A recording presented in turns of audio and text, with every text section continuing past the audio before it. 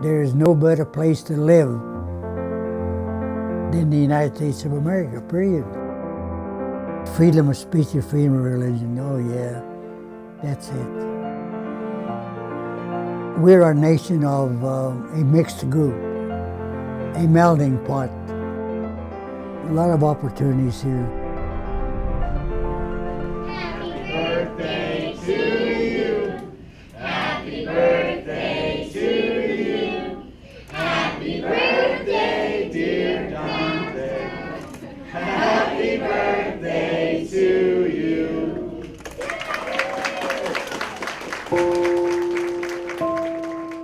I was born in 1915. I was 10 years old. I was going to school, and I graduated the 5th grade when my mother got notice from my dad and the immigration department that we could come over to the States. I remember riding the bus from the piazza in Montorio Romano, and I can remember my cousin waving, saying a goodbye. I loved her too.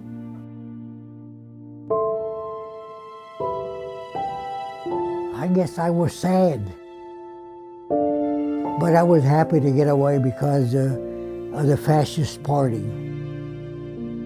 1925 is when we came. When we got to Boston, they put tags on you, your name and your destination, and we went took us to the railroad station.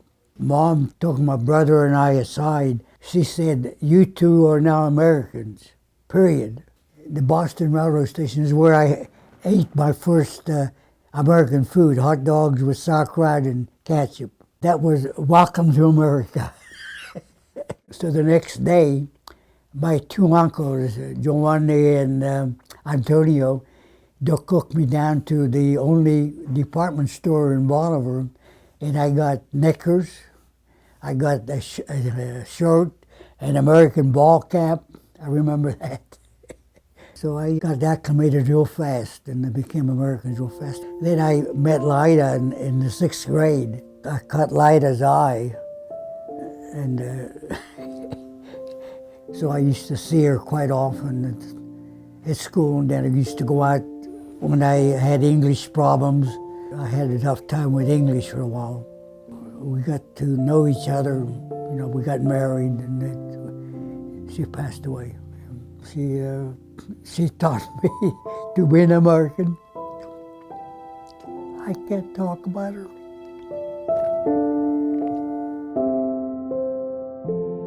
She knew how to cook Italian food, but she also taught me to love turkey for Thanksgiving, chicken, rabbit. I used to eat a lot of rabbit. Used to eat deer meat during the Depression. Yeah, and all American food. I was drafted in the U.S. Army when I was married. To be an officer, you have to get a real certificate where you pledge allegiance to the flag of the United States of America, et cetera, et cetera. So I did that in Birmingham, Alabama, when I was in the service. We had one child by that time, and the name was Catherine. And I remember her at the station going with a V, victory, the Churchill sign. I think we realized the war was over after the second bomb went off in Nagasaki. At headquarters, General O'Neill said, the war is over, and everybody said, hallelujah. What did the war mean to me? Well, you had to fight for your country, you had to fight for your family, period. And here we were faced with fighting the Italians in World War II. Yeah, it was emotional, but I was an American all through that.